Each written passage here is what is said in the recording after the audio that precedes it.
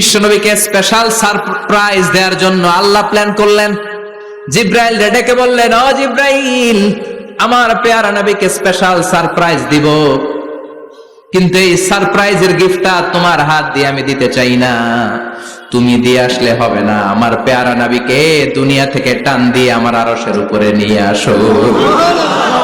সাহিবুল মিরাজ, যেই নবীর মেরাজ হয়েছে আর কোন নবীর হয় নাই। এই মেরাজ করতে যে কত কাণ্ড, কত প্ল্যান প্রোগ্রাম, আল্লাহ টাইমের স্পিডকে আল্লাহ থামিয়ে দিলেন। মক্কা থেকে উঠিয়ে বিশ্বনবীকে এক মরুভূমিতে রাখা হলো রাতে। বললেন দোয়া করেন।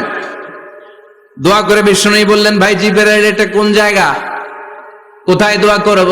সাইয়েদনা জিবরাইল বলেন, নবী, কিছুদিন পরে এই জায়গায় আপনি হিজরত করে আসবেন, এই জায়গার নাম ইয়াসরিব, মদিনা। দোয়া করলেন।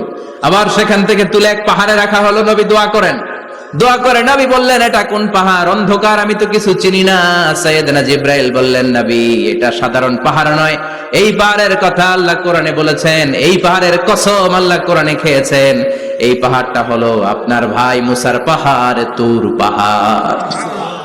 তুর পাহাড়ে তিনি দোয়া করলেন। কত কিছু করে বিশ্বনবীকে আল্লাহর আরশে নিয়ে যাওয়া হলো। সাহিবুল মিরাজ।